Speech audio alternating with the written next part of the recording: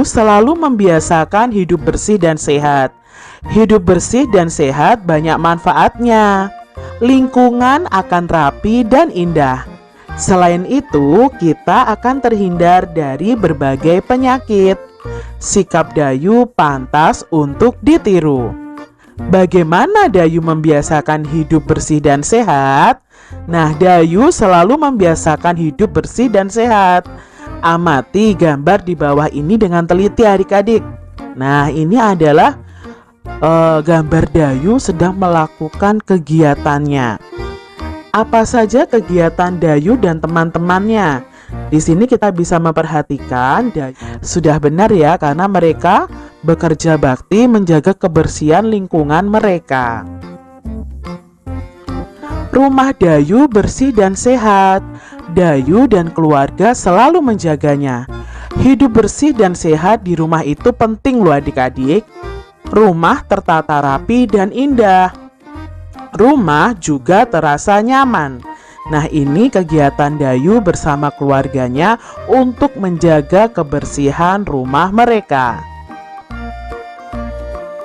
Apa saja kegiatan Dayu dan keluarga dari gambar ini? Ya, kegiatan Dayu dan keluarga adalah membersihkan rumah mereka. Apakah adik-adik setuju dengan kegiatan yang mereka lakukan? Tentunya setuju ya adik-adik. Pernahkah adik-adik melakukan kegiatan seperti Dayu di rumah kalian? Ayo, apakah kalian pernah membersihkan rumah kalian bersama dengan kalian? Ya, adik-adik semoga paham ya dengan penjelasan Kak Citra. Di sini ada percakapan si semut dan si lebah. Mari kita simak bersama-sama ya adik-adik ya. Apa yang sedang kamu lakukan, semut? Tanya si lebah. Aku sedang membersihkan rumahku, jawab si semut. Untuk apa kamu bersihkan? Tanya si lebah adik-adik. Agar rumah bersih dan sehat, jawab si semut. Mengapa rumah perlu bersih dan sehat? Tanya si lebah heran. Rumah akan rapi dan terhindar dari penyakit, jawab semut. Terima kasih semut, aku juga mau hidup bersih dan sehat, kata si lebah sambil terbang ya adik-adik ya. Ya, sama-sama. Menjaga kebersihan rumah tanggung jawab kita bersama. Adik-adik, dari bacaan ini apa sih isinya? Ya, isinya tentang menjaga kebersihan rumah kita masing-masing. Karena rumah yang bersih dan rapi akan terhindar dari penyakit. Apa isi percakapan lebah dan semut di atas? Nah, tadi Kak Citra sudah jelaskan ya. Isinya tentang menjaga kebersihan rumah. Apa yang dapat kamu simpulkan dari percakapan itu? Ya, yang bisa kita simpulkan, kita harus menjaga kebersihan rumah kita. Kebersihan rumah kita itu tanggung jawab kita atau keluarga ya, menjadi tanggung jawab dari semua anggota keluarga. Apa yang sedang dilakukan semut dalam percakapan tadi adik-adik? Ya, semut sedang membersihkan rumahnya. Mengapa kita harus hidup bersih dan sehat? Ya, supaya terhindar dari penyakit. Bagaimana pendapatmu terhadap sikap semut? Sikap semut ini harus kita contoh karena semut ini menjaga kebersihan rumahnya. Bagaimana pendapat lebah terhadap sikap semut? Awalnya lebah heran ya, kenapa semut membersihkan rumahnya, tetapi setelah itu lebah mengikuti si semut untuk membersihkan rumahnya. Jika kamu menjadi semut, apa yang akan kamu lakukan adik-adik? Ya, pastinya akan membersihkan rumah dengan baik supaya rumahnya rapi. Rumah yang bersih menyehatkan. Rumah Dayu bersih. Rumah yang bersih itu banyak manfaatnya. Rumah Dayu terlihat rapi, indah, dan nyaman. Dayu dan keluarga juga terhindar dari penyakit. Itulah sebabnya Dayu membiasakan hidup bersih dan sehat di rumah. Rumah yang bersih itu menyehatkan. Rumah yang bersih ada ciri-cirinya loh adik-adik. Rumah Dayu tadi kan bersih. Rumah Dayu tidak ada sampah berserakan. Debu-debunya selalu dibersihkan. Peralatan rumah tangga juga tersusun rapi. Rumah Dayu juga dicat dengan warna yang menarik. Rumah Dayu terasa aman dan nyaman. Perhatikan alat kebersihan berikut ini. Nah, ini ada gambar keset dan gambar lap adik-adik. Keset dan serbet atau lap ini berbentuk bangun datar. Bangun datar itu apa sih Kak Citra? Nah, kita akan belajar tentang macam-macam bangun datar. Bangun datar di sekitar kita itu banyak sekali adik-adik, termasuk benda-benda yang ada di sekitar kita. Benda-benda di sekitar kita ada yang berbentuk lingkaran. Nah, ini adalah benda-benda di sekitar yang berbentuk lingkaran. Cangkir ini permukaannya berbentuk lingkaran. Mangkok juga permukaannya berbentuk lingkaran. Tabung permukaannya atau gelas atau botol itu permukaannya juga lingkaran adik-adik. Lalu ada benda-benda yang berbentuk persegi juga. Nah, ini adalah benda-benda yang berbentuk persegi. Berikutnya ada benda yang berbentuk persegi panjang. Contohnya ada buku tulis, papan tulis, jendela, dan lain sebagainya. Lalu ada benda yang berbentuk segitiga. Contohnya ini ya, ada papan peringatan ya, papan di jalan begitu. Lalu ada bendera, ada kalau kita menggambar atap rumah. Bangun-bangun datar tertentu mempunyai ruas-ruas garis adik-adik.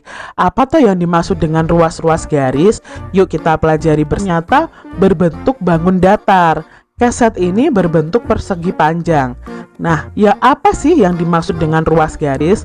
Perhatikan garis ini adik-adik. Nah, garis yang bertanda merah inilah yang disebut dengan ruas garis atau garis yang membatasi suatu bangun datar. Itu disebut dengan ruas garis. Nah, ruas garis pada keset ini ada berapa ya? Kita hitung bersama-sama. Ini tadi ya yang sudah Kak Citra garis ada 1, lalu 2, 3, 4. Berarti ruas garis pada keset ini ada 4. Nah, adik-adik, ruas garis tadi ada berapa ya ruas garisnya? Ayo kita hitung bersama. 1, 2, 3, 4. Berarti ruas garisnya ada 4. Nah, lap ini berbentuk persegi adik-adik. Persegi, ruas garisnya pun juga ada 4. Pada bangun datar. Yang pertama, nah ini bangun apa ya? Ini namanya adalah segitiga sama sisi. Lalu jumlah ruas garisnya ada berapa? Ya, ruas garisnya ada 3. Gambar berikutnya ini namanya adalah segitiga sama kaki karena kedua sisinya ya itu sama panjang. Kalau segitiga sama sisi tadi, ketiga ruas garisnya sama panjang. Nah, untuk yang segitiga sama kaki hanya kedua ruas garisnya yang sama panjang. Ada berapa jumlah ruas garisnya? Ya, jumlah ruas garisnya sama, yaitu ada 3. Berikutnya ada segitiga siku-siku. Sama adik-adik, segitiga siku-siku juga memiliki 3 ruas garis. Gambar berikutnya ini dinamakan dengan segitiga sembarang. Segitiga sembarang itu jumlah ruas garis atau sisinya ada 3.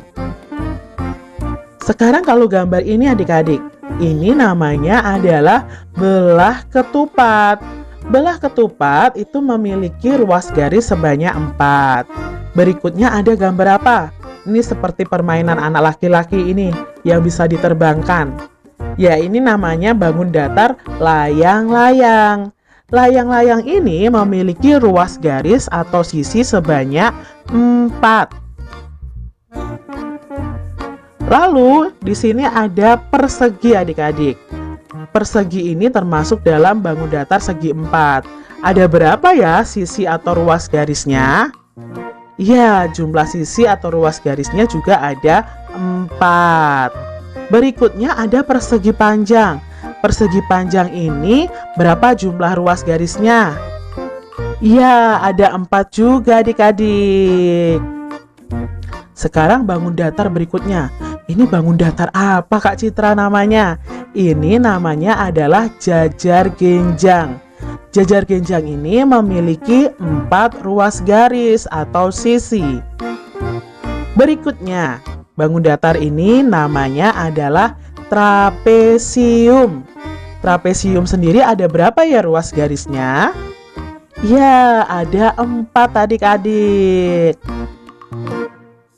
Sekarang gambar selanjutnya, ini namanya adalah segi 5. Coba adik-adik hitung, ada berapa ruas garisnya? Ya, ruas garisnya ada 5. Bangun datar berikutnya ini nih adik-adik. Ayo, coba kalian tebak namanya bangun apa ini? Ini namanya itu bangun segi 6. Ada berapa ya jumlah ruas garisnya? Ya, ada 6 adik-adik. Lalu yang terakhir adik-adik, ini namanya bangun datar apa ya? Siapa yang tahu? Ini namanya lingkaran. Berapa ruas garisnya Kak Citra?